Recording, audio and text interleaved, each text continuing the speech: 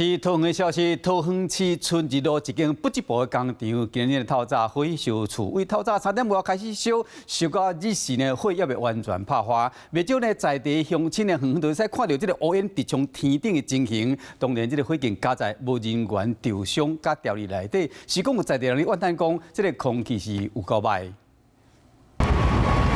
大火又要将规个厂房拆只落北，乌烟一直为内底冲出来。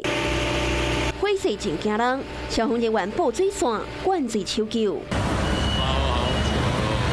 桃市桃园区春日路的一间不织布的工厂，今仔日早起5点发生着火灾。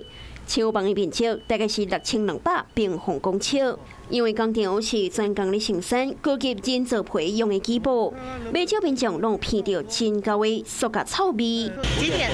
为什么？味道啊，做错啊。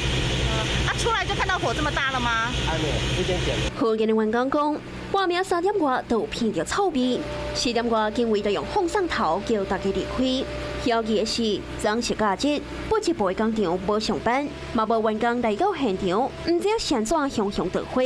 消防人员赶紧派出超过900人员来现场拍火。报案的时候，这个火势已经相当大了。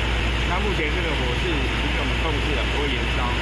那没有人员受困。根据了解，导火所在是吹东北风，风速是1秒钟5公尺，风尾区有臭味。桃市甲罗德区总共有14个里受到影响。有闻到很臭的臭味吗？有啊，有臭味啊，烧起来当然很不好啊。你看整个都是黑烟那么大。导火烧到这样，加在无进火人伤亡或者是掉伫内底，那详细导火原因阁需要调查。施工大火也影响到附近空气品质，提醒伫风尾桃园市民尽量踮伫厝内，窗门关好安。